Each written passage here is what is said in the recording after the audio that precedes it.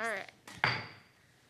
Good evening. Today is Tuesday, September 24th, and the time is 6:30 p.m., and I'd like to call this regular meeting of the Planning and Zoning Commission to order. May I have a roll call, please? Delory. Here. Mata. Here. Stiegel. Here. Onken. Here. Shield. Here. Serrato. Here. Okay, thank you. All right, approval of minutes. Item number 2, approval of minutes. Item 2.1, consider approval of the Planning and Zoning Commission September 10th, 2024 regular meeting minutes. We would need a motion and a second to approve those. I'd like to make a motion to approve the very short minutes for that meeting. Okay. Second. Okay, we have a motion from Commissioner Shield and a second from Commissioner Serrato to approve those. Is there any discussion on that? Okay, all those in favor, please say aye. Aye. All opposed, say nay. Motion carries. Item number 3, citizen comment period. The Planning and Zoning Commission welcomes comments from citizens early in the agenda of our regular meetings. Speakers are provided with an opportunity to speak during this time period on any agenda item or any other matter concerning city business, and they must observe the 3-minute time limit. So at this time, I'll open citizen comments. No? Okay, we'll close those. Thank you. Item number 4, consider and possible action. Item 4.2, consider approval of a conditional use permit located at 6121 Post Road, Crossroad Vintage Restorations, CUP-24-0115. Mr. Lutz.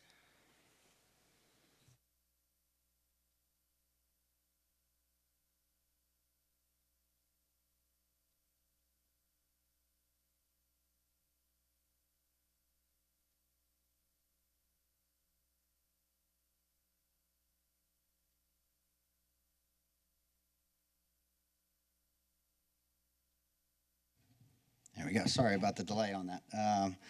So tonight we have CUP 0115. This is for 6121 Post Road. The property there is Crossroads Vintage Restoration. This is a vintage automobile mechanic shop. I'm not sure if y'all are familiar with that area or not. The applicant is looking to construct a 2,400 square foot addition, probably additional 3 bays for additional vehicles. It's currently being utilized as an auto repair shop. They're just seeking that expansion. The use is allowed by the existing zoning district. The property has an existing septic field, so the new addition is going to go partially into that existing septic field, and that existing septic field is going away. They're actually now connecting to city sewer, which was not available when this structure was constructed in 2017. So approximately 1,300 square feet of the building will be constructed in this area, so that's new impervious cover that's being added. So when we looked at the site plan, the RS zoning district does allow 80%, but however, the plat and property only allows 71.7, and it has to do with some of the detention pond. One of the lots is kind of a drainage detention, so that's why you see each lot in that plat is going to have a little different. But based on the increase, they're still well within what they're under what is allowed by the plat, so they'll come in right at 71.24. Looking at the building materials on the building, and I'll have these elevations for you here in a second, but the front elevation, there's not going to be no change. This is the existing building. On the right side, they're looking at stucco and stone on all right, rear, and left elevations, and those generally are hovering at 50-50. Except on the left side elevation, there is considerably more stone than stucco, but as we get into the images, you'll kind of see what I'm talking about.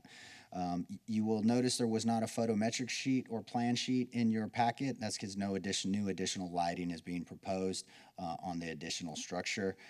And then some of the existing landscape has not been maintained, so as part of the CUP, they will have to replant some of the existing vegetation that had died during our last drought. Most of the existing landscaping, though, is still functional and living. It was several trees along the sidewalk along the road that need to be replaced. So here is the site location highlighted there. Again, this is heading south towards San Marcos, right off the I-35 frontage road when you exit Post Road. So this is the proposed site plan. You can see the existing structure in yellow, or I'm sorry, the proposed structure in yellow. This is going to be the addition. This is basically the general area where their existing septic field used to be. They have their fire lanes marked. There was a slight modification to that from the original, but fire has approved that and have no concerns there. So here we're talking elevations. So this is, I'll try and walk you through this. What you see in the red box will be the addition to the existing building. So be a little easier to see. So again, the front elevation, that's the existing building, stone and stucco. Those are glass storefronts. Again, this property was developed, to some of y'all, if y'all were on P&Z at the time, this would have been called Corridor Corners, and that was approved then. So when we look at the right side elevation, this is what you'd see heading south to San Marcos. The elevation, the building's going to be in the back, so these are the back of the bays. So you're seeing stone and stucco. As we move to the top image, this is the rear elevation. So what you see in the red box is just kind of the long way looking at that building. It's the end of that addition. Those other bays are what's existing now on the current building. And then image 4, or the bottom on this one, is the left elevation. This is what you would see if you were driving up Post Road from San Marcos or coming into Kyle. Again, that's kind of set back. That building is in L shape, so you're not really going to see quite that view, but that's what these elevations look like. So here, again, this is the same one that we were just talking about. These are the renderings on the rear. This would be facing San Marcos or heading to, and then the dumpster enclosure and the addition in the back. So looking at this, staff did notice quickly that the addition did not meet all the requirements of the I-35 overlay as far as regarding the 90% masonry requirement. We do allow stucco and detail application. However, all other of the I-35 overlay requirements from landscaping, circulation have all been met. And so you tonight have the options available to you. You can approve as presented, you can approve with modifications, or you can deny the request. Staff is recommending option 1, approve as presented. Again, our concern was more that this building would match and look like one cohesive structure than kind of a Frankenstein's monster where we're kind of adding stuff on the back end. So this is our thought processes on our recommendation.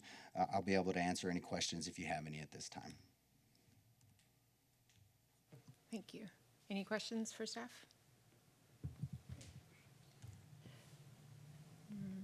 I'd like to make a motion to approve and at the same time say congratulations for a company doing well enough to be able to expand.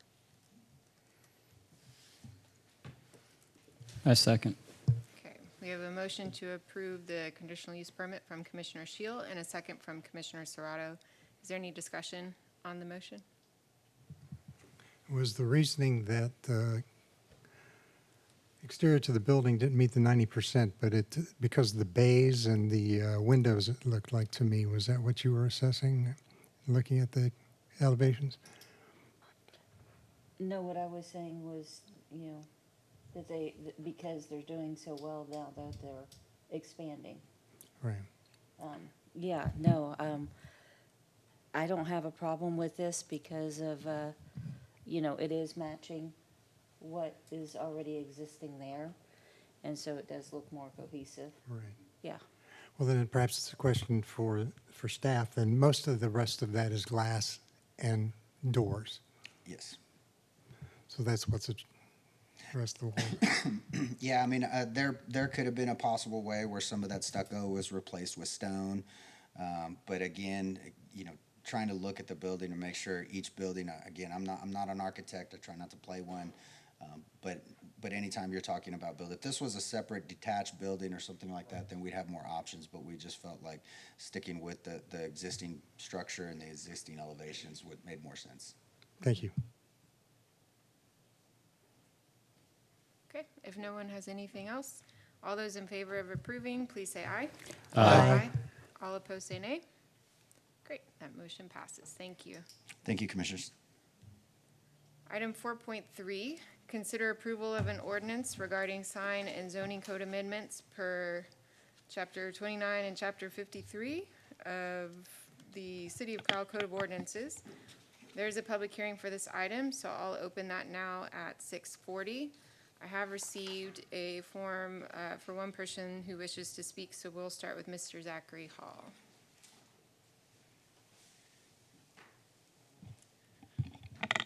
Thank you all for allowing me to speak. My name is Zach Hall. I live here in Silverado.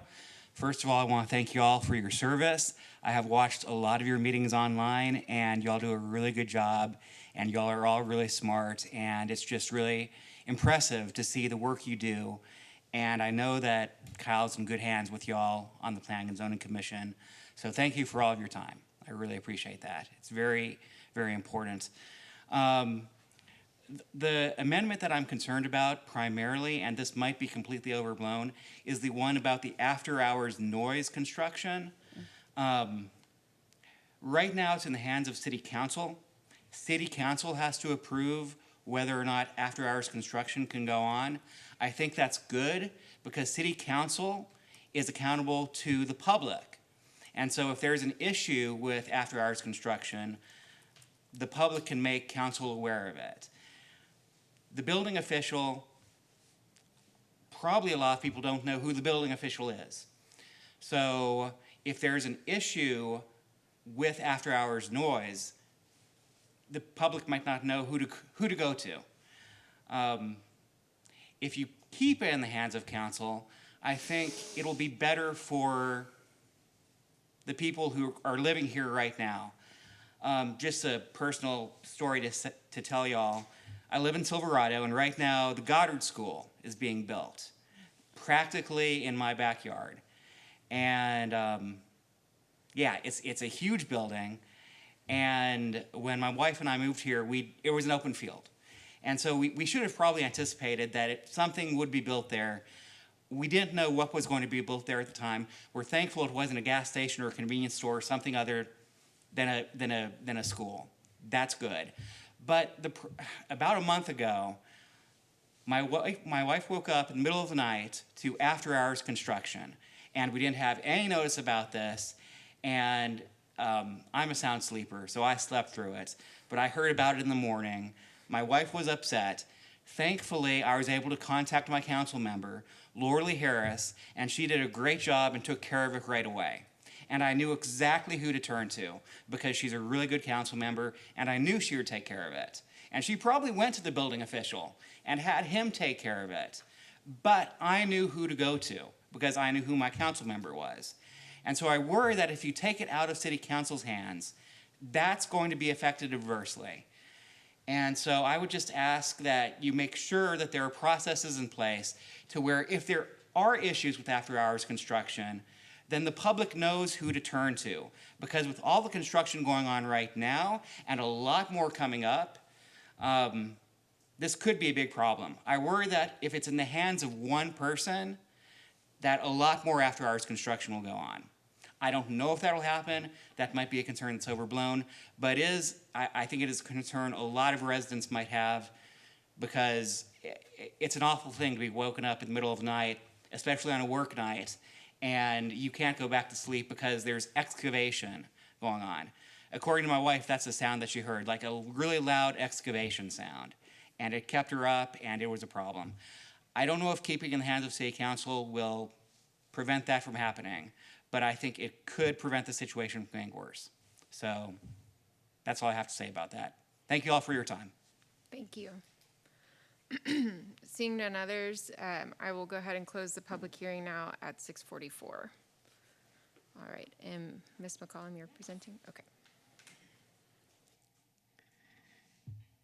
Thank you, Commissioners. Melissa McCollum, Chief Development Officer. I was going to present some of these proposed amendments for you this evening, and again, if you have any questions, please let me know. To a question right now. Okay. Do you want us to ask you questions after each topic or wait until the end of your presentation? Why don't we do it maybe after each topic? So there's really 5 different amendments, and we can take a look at those, and then yes, let's maybe do it that way for for each topic. So I will say that the Code of Ordinances is as many chapters and varied. We did set up notification in the newspaper as well as a post for these items. So there's 5 different amendments before you this evening for consideration. We're looking at allowing food trucks potentially with a conditional use permit in most of our non-residential or commercial zoning districts. Again, those wouldn't be necessarily approved by right. They would still have to go through the conditional use permit process. Topic number 2 is for nuances. It's to grant the building official authority for after-hours construction. As the public commenter stated, that is currently with a city council. Staff has experienced some questions or issues on that, so it's a potential amendment, and again, if it's something that you don't feel comfortable with, we can definitely not do that as well. The third kind of topic we wanted to talk to you this evening about is doing a sign code for electronic messaging boards, and this would be for electronic message board signs to be allowed within residential subdivisions on HOA lots.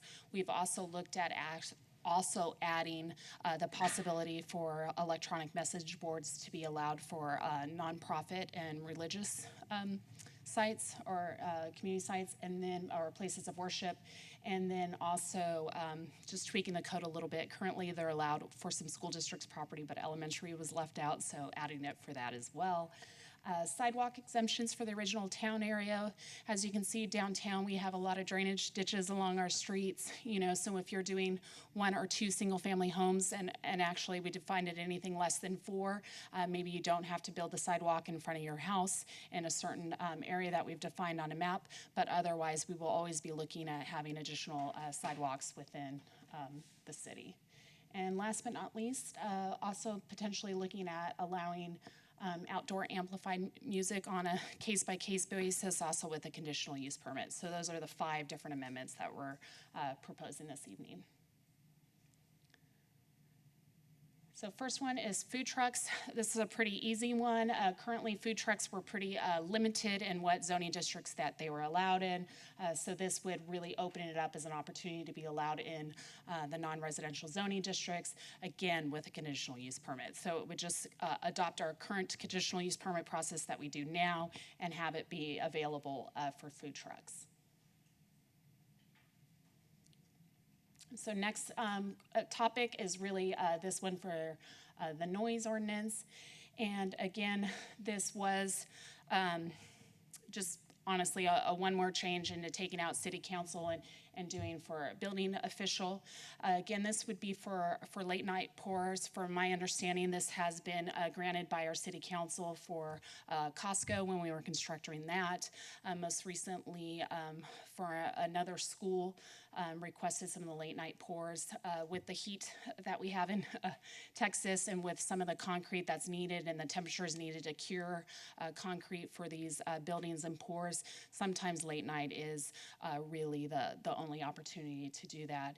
It is looked at to be as a special kind of circumstance. We do have a notification requirement that we do internally, i.e. notifying the HOA in some neighborhoods, putting some information out, and then really limiting, honestly, the concrete trucks and the backup stuff can beep, beep, beep, trying to limit some of that and do some things to really kind of diminish the noise and effects of what these late night pours, and knowing that this is a disturbance from our normal hours of construction, which is really from 7 to 9. So this would be in the evening, and they would be looked at in unique circumstances.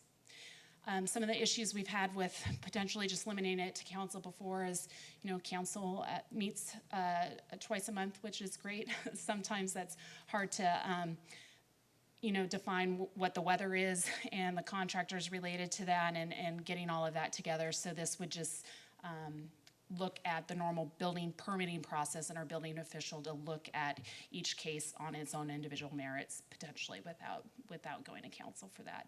But knowing that citizens always have the right to complain, I do think construction is sometimes done after hours without knowledge of both our building official and potentially even the council process, more of asking for forgiveness rather than permission sometimes. But citizens always have the ability to look and call and complain and go through the code enforcement and permitting process for sure to get answers to any questions that they have.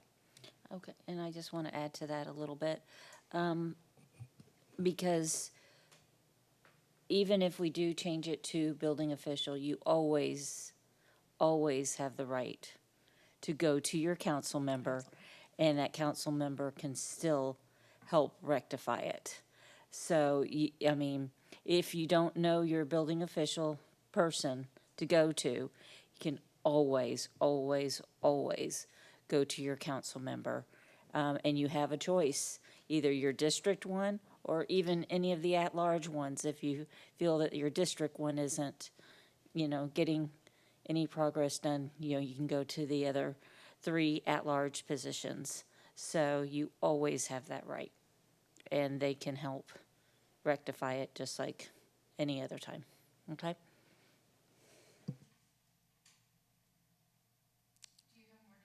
Do you have more to present on this one, or On should this we do all our particular one, questions? no. Okay. Any other questions for staff on this one? Great, just me. So one thing that I was wondering is, who is building official? How do people find the building official? Because you made it sound like there might be more than one. Who is that? No, I mean, we have several inspectors in our inspections division, but our building official is Kelly Stillwell. So, I mean, you can call it the permitting office and instantly get in touch with our building official. Instantly, as in the middle of the night when you've been woken up from after Well, hours? let's be honest, if it's in the middle of the night and it hasn't been woken up, you should call the police for sure in regards to that, and they would respond onto the site. I mean, part of this notification process would be working with our police to notify them if late night pours have been allowed and operations for that. So that's why I'm always recommending it. If you have issues at any time, the police truly is your first primary contact for that, and then we can follow up with additional information necessary to resolve the situation. Okay. Yeah, I didn't see anything in the original wording of the ordinance about that process to notify and inform people in advance about that, because my thought process right now is the decision is with council, so they have to make that decision at a meeting where the public can come and weigh in on, I agree that this is important that we do this, and they can directly engage people before the nuisance occurs. And so moving it where it's behind closed doors to an official who's not elected, not accountable to the public, you can't come to a meeting and talk. From what I hear, council wants you to direct your comments toward council, not towards city staff. So I'm a bit skeptical on this one. I also had a question about the verbiage of this part of the ordinance, because it's one really, really long sentence, and I can't figure out if I'm interpreting the punctuation the proper way. So do you all have that? You do. Okay. So the section about the council or building official, what they can approve, directly in front of that, it's like, e.g., repairs and emergency installations by public utility, or to any excavation, authorized by city council. I can't figure out if the city council part, starting with or to, is that making council or the building official only able to make these decisions in times of urgent necessity for the benefit and interest of public safety, health, or general welfare? Or can council or building official make this call at any point in time? Because I can read this multiple ways, one of which is, provided that this subsection shall not apply to any excavation, erection, construction, demolition, or alteration authorized by the building official to be undertaken between these hours. Or I can read it as, this subsection shall not apply to any such work, construction, repairs, or alterations that constitute an urgent necessity for the benefit and interest of the public safety, health, and general welfare. For example, repairs and emergency installations by public utility, or to any excavation, erection, construction, you can read it. What does it mean? Can council or building official just do this anytime they think it's right, or does it have to make a compelling case to, to be in the interest of public safety, health, or general welfare. So 'Cause Costco to me is not Sorry. any of those things. So I think the intent is for this to apply to any after-hours work requiring city council approval and requiring that they do constitute a necessity for the benefit and interest of the public, but et they cetera. approved Costco. Why did Costco even go to that? And I don't know the answer to that. To that point, Commissioner, Amber Smites, Assistant City Manager for the record, Costco, typically concrete pours are approved at night because it's too hot during the day for them to set up. So they need to start the pour at night. And I think maybe Jason can even get into the nitty gritty if you're interested about how concrete's poured and I'm how not, it sets up. no. But, there's certain requirements about temperature during the day. If it's a monolithic pour, meaning it's like all one continuous pour. So typically times of that is when the council would consider approving those after-hour pours. I know the school district asked for one as well. Those are the only two that I know that have been asked for and approved by council.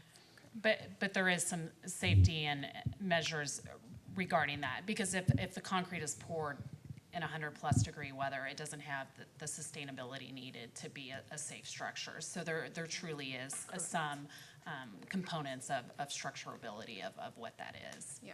That said, I'm happy to look at this provision. I agree, it's wordy. It probably needs to be adjusted. I think when we were looking at it, all we were looking at was the change from city council to building official. Sure.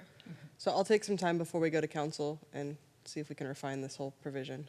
That'd be great. Yeah, I read it a number of times, and I was like, I need to ask somebody because I wasn't sure. I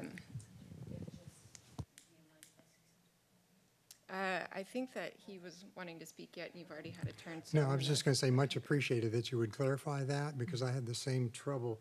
The pour keeps coming up, doing a concrete pour, and I'm too familiar with issues regarding that. But the rest of it, excavation, erection, and so forth, I begin to see this as a time efficiency thing. And if we have a building official do it, rather than going to council, we're saving time. Time is money, okay? So that's a practical consideration, but a building official has neither the direct interest or necessarily concern in his or her job of notifying neighbors, for instance, making some kind of broadcast to the affected parties to let them know that, there's going to be construction or there's a need for it. So that would be one issue. City council, of course, everything they do is, except in executive sessions, right out here in public. So that would be a concern I have, that we're perhaps giving too much to the side of the equation that says time efficiency versus citizen comfort and citizen interests. Yes, Vice Chair Delory. Thanks, Madam Chair. I'm going to take the counter position on this.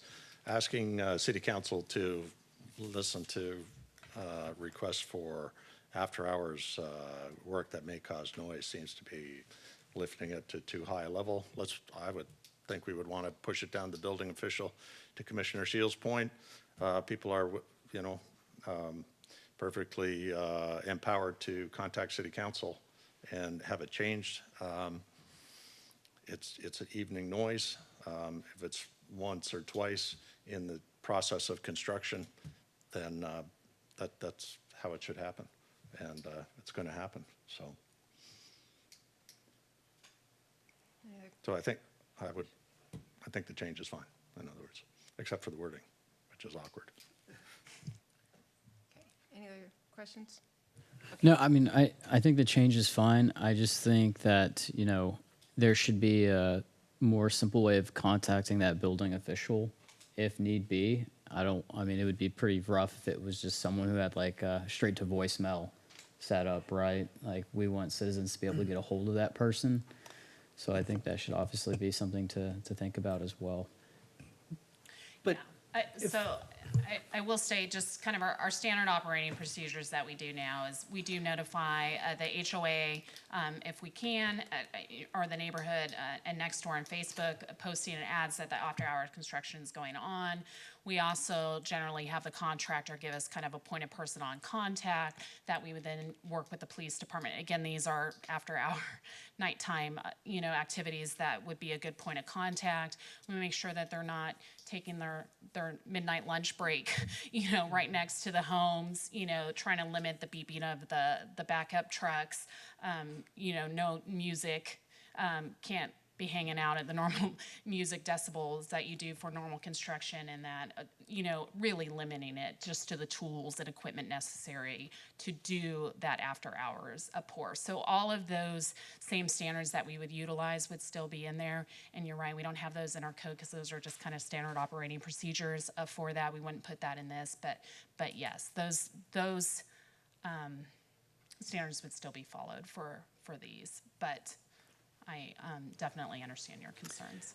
And those public notices, they're in, you mentioned HOAs, I guess newspaper and all that. I mean, yeah, it's, now, does everybody follow or listen, adhere to those notices? No, I mean, people are going to complain. So, I mean, yeah, it's part of construction.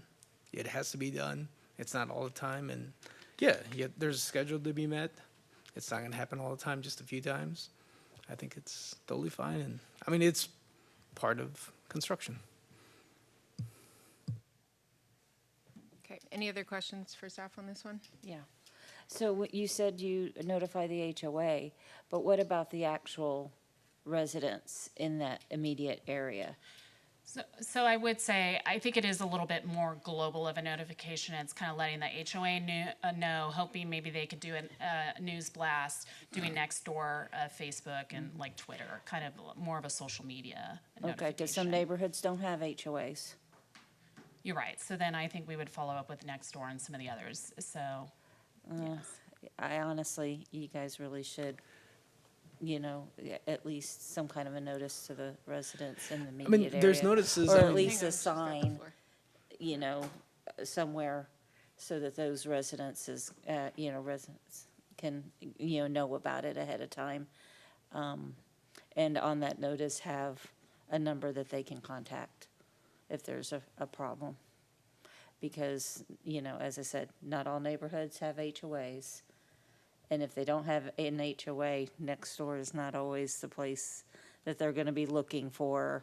There's really no, unless you have access to the Facebook, and not everybody's on Facebook.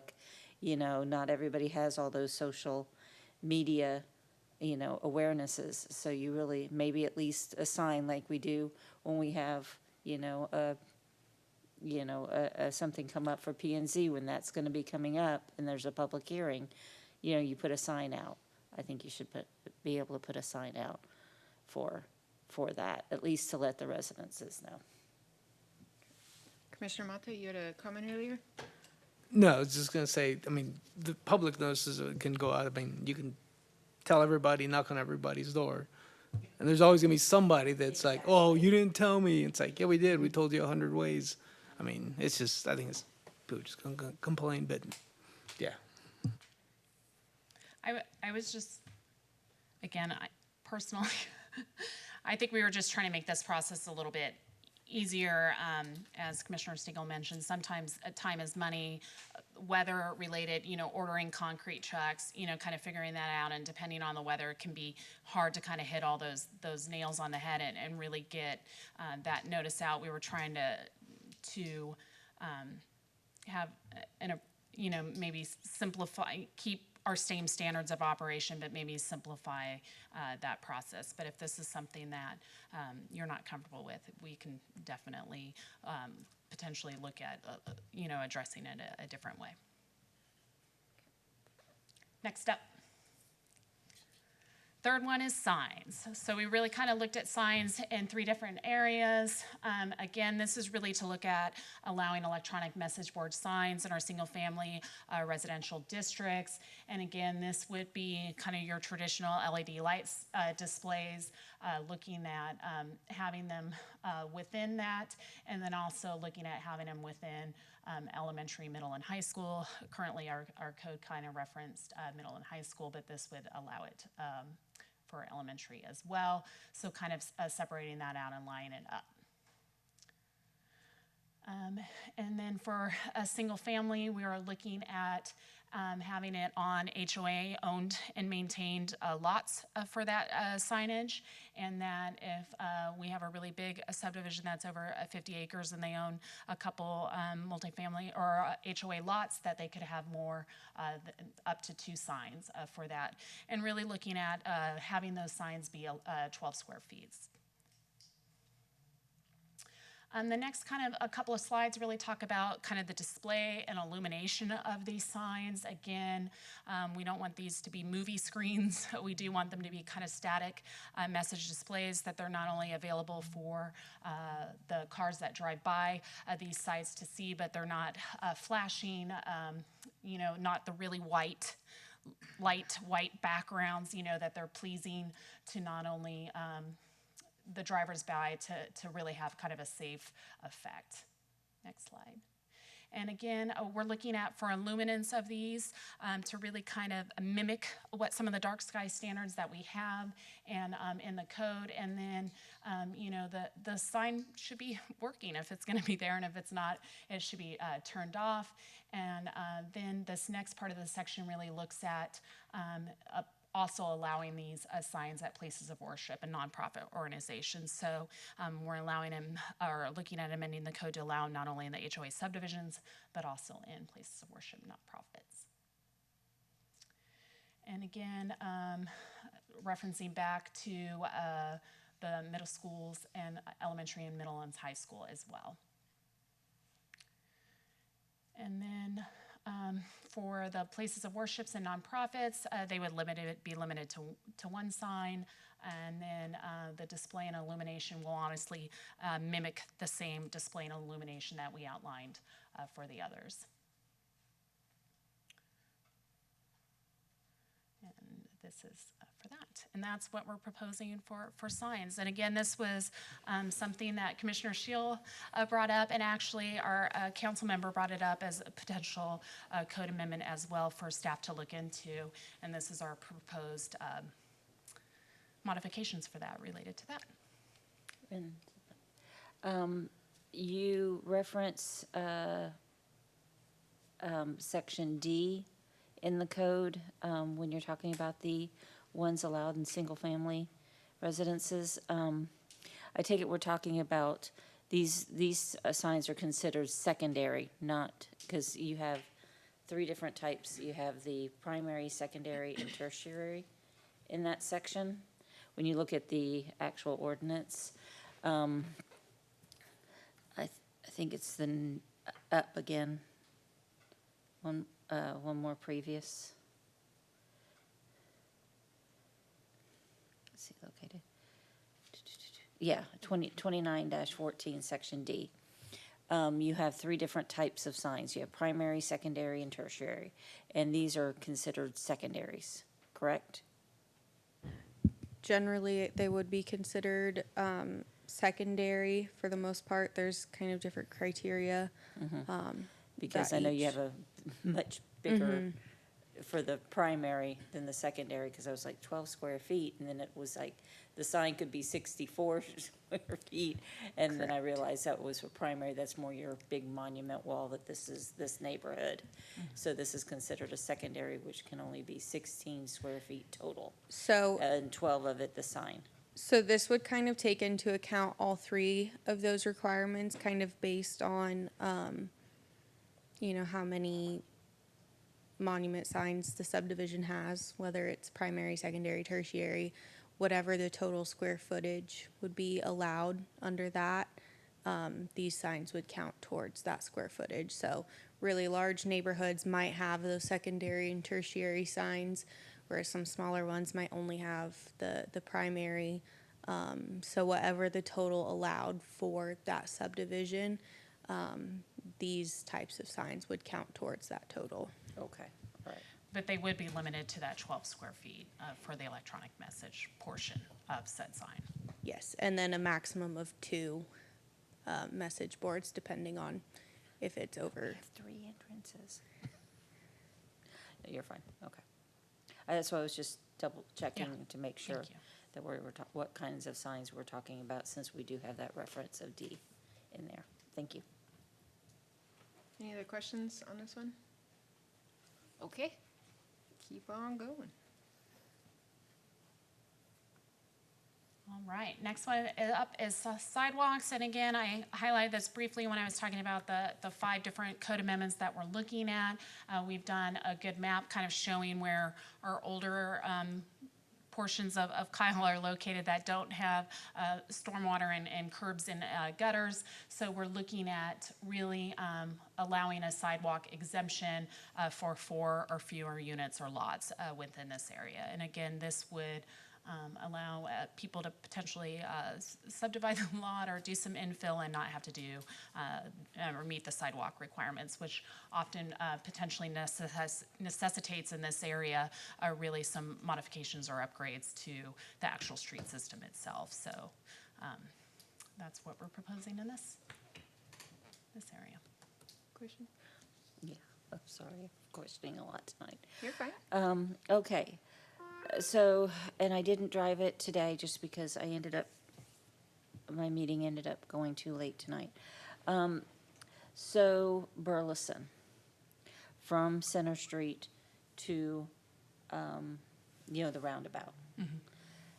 Do we know about how many of those homes, maybe on one side of the street versus the other,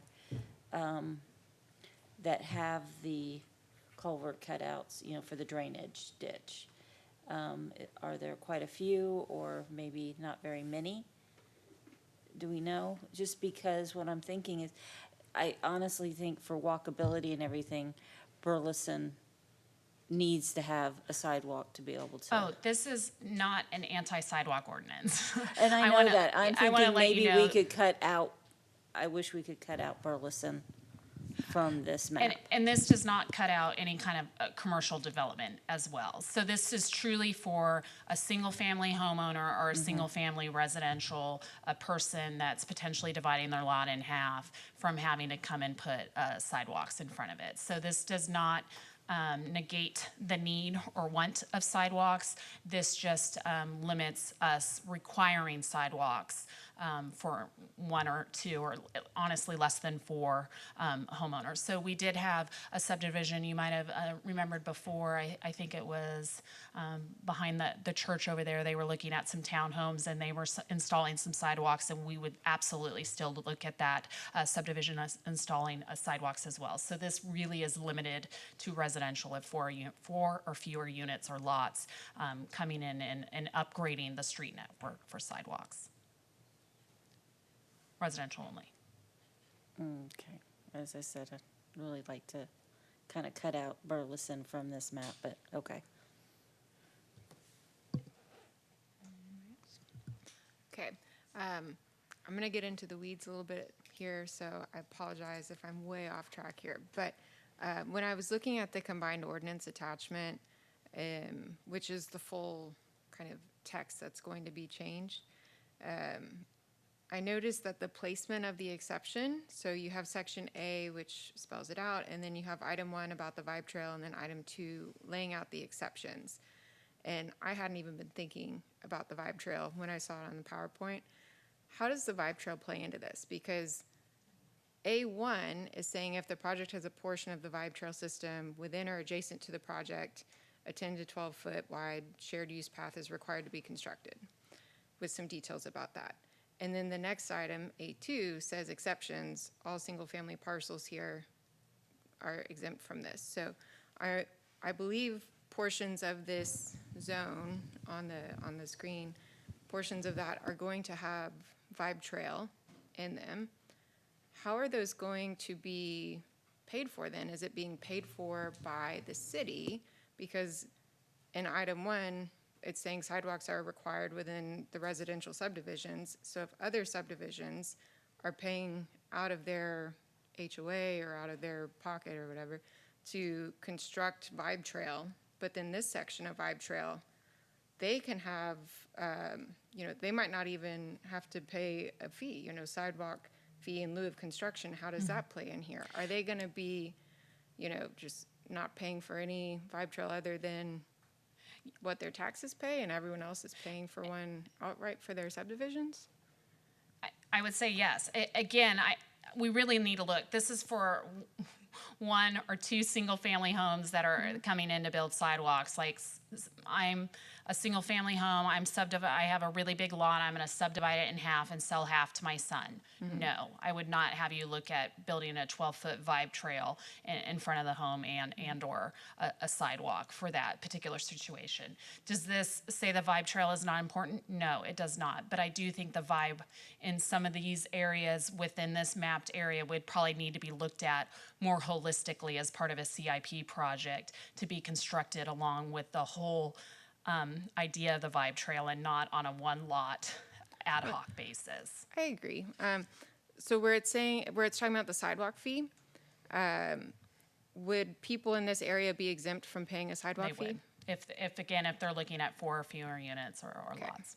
So they would get the potential benefit of a city-funded vibe trail without paying any kind of construction fee for that outside of their, I guess, normal property taxes. Yes. Okay.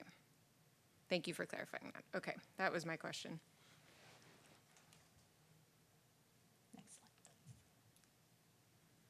All right, last but not least, this is code amendment number 5 for you to consider, and this is the ability to have potentially amplified music within our zoning districts, still containing and using the same decibel limits that we have within our code, and this would be on a conditional use permit basis. So it's not allowed by right, but it would refer back and potentially be allowed if approved.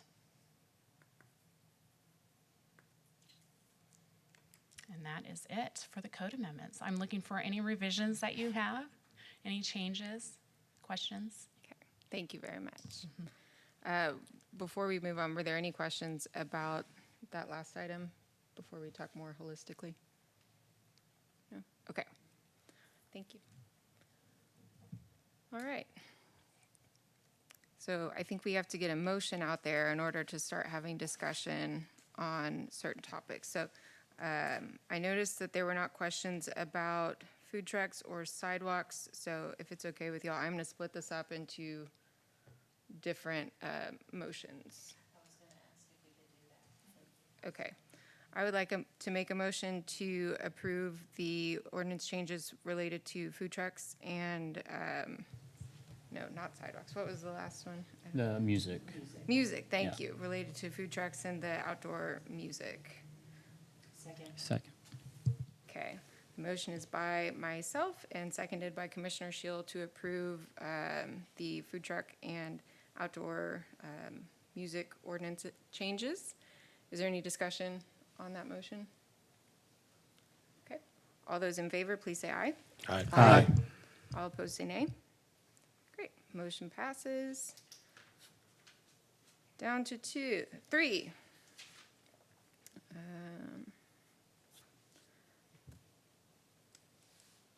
Does someone want to come with a motion?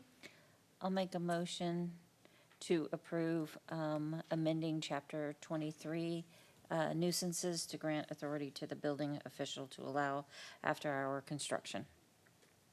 Second. Okay, a motion made to approve the Chapter 23 amendments about nuisances by Commissioner Shield and seconded by Commissioner Serrato. Any discussion on that one? Do we have to put in the motion the reworking of the language as offered? Yeah, I can do that. Okay. We can include in the minutes that All right. the commission is recommending some clarification language. Okay, thanks. I would just like to add, I'd like to see, within the processes of the department to actually, at least make a little bit more effort to the actual residences, as I said, at least via sign at that area. Because you cannot count on the HOAs, and then not all neighborhoods have HOAs, and not everybody is, as I said earlier, media savvy. Anybody else? Okay, I can't do this one.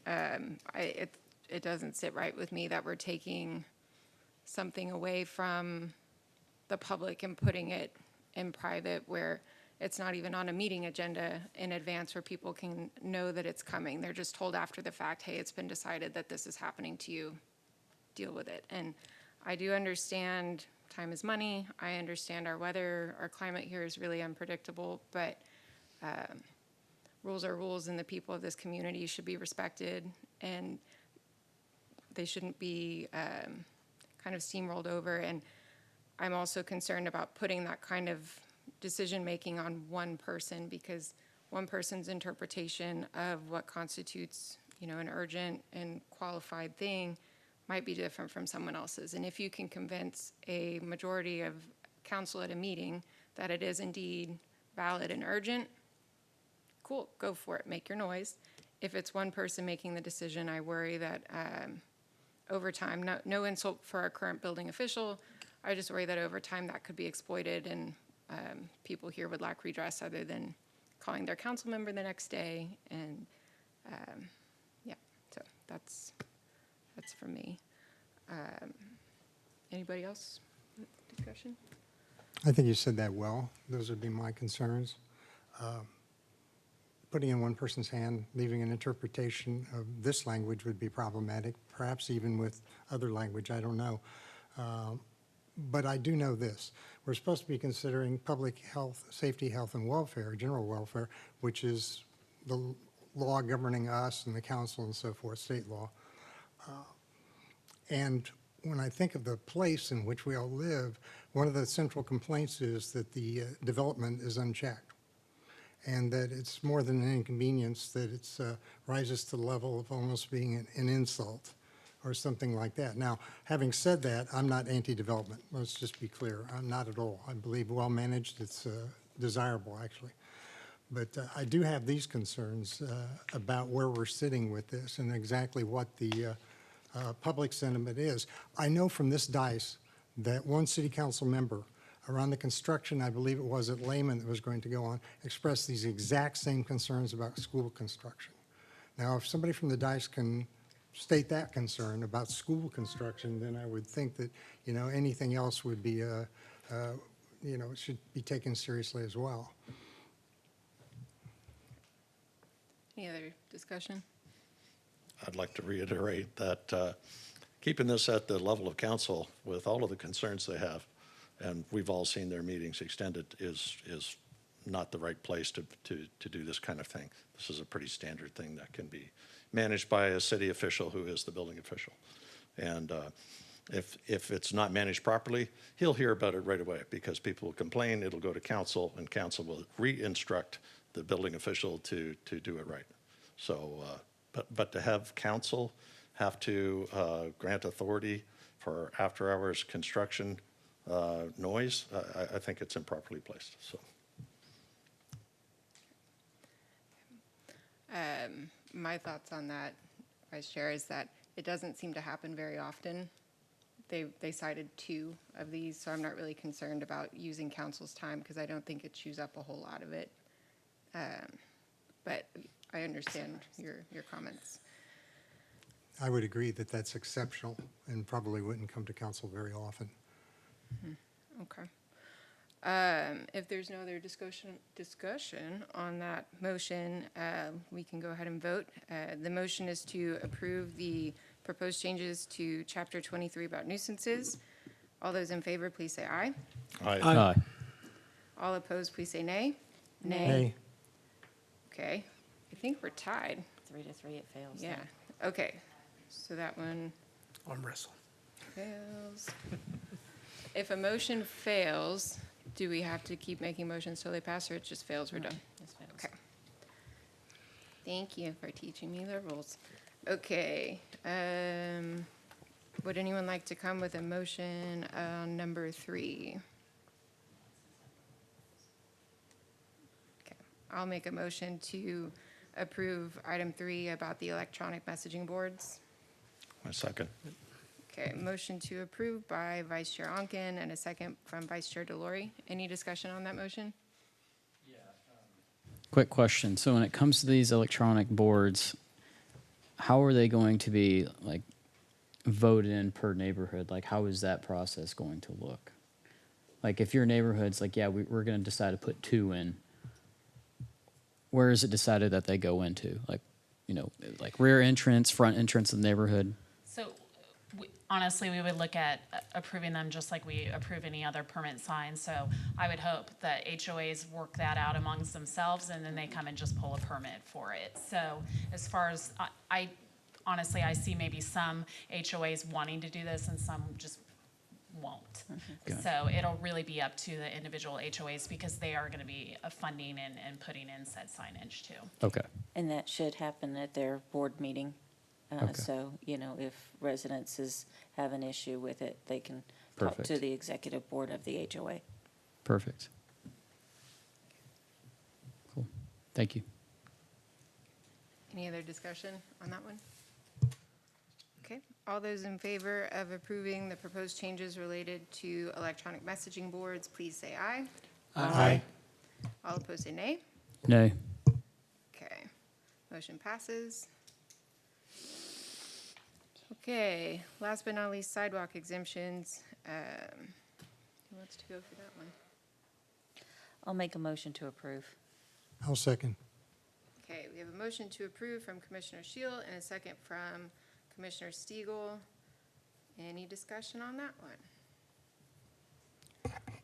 I'm aware of a case that came up not too long ago that wound up being considered by a council member. I think helping a soon-to-be citizen who owned land here and was confronted with this problem of sidewalk requirements. And the hassle they went through, it was considerable. So I'm 100% support of this because there are single lots here. We're supposed to be doing infill. And there are a lot of single lots around here where somebody might want to buy a piece of property over here on the south side, for instance, that I would be familiar with. And there's ditches and all manner of things to have to deal with. And if you bought a corner lot there, the amount of concrete you'd have to pour would bankrupt you if you were a private citizen. So I'm all for giving people a break in that situation.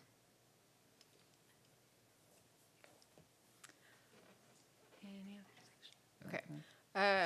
My thought about this goes back to what I said before about the funding for the Vibe Trail, for those portions of the road. I agree that you shouldn't be forced as a private citizen to pay for or fund the Vibe Trail, but to be exempt from any kind of, you know, fee in lieu of constructing your thing, that part doesn't sit well with me. That you're just kind of getting off scotch-free when everyone else in the community would have to pay for such a thing. So that would be my thoughts on that one. I can't vote for it as motioned. Any other discussion on that one? Okay. The motion is to recommend approval of the ordinance changes related to sidewalk exemptions in the Old Town area. All those in favor, please say aye. Aye. All opposed say nay. Nay. Motion passes. Okay. And that brings us to item number 5, adjournment. As we've completed all the items on the meeting's agenda, there's nothing further that can be discussed today, so we are adjourned at 7:28 p.m.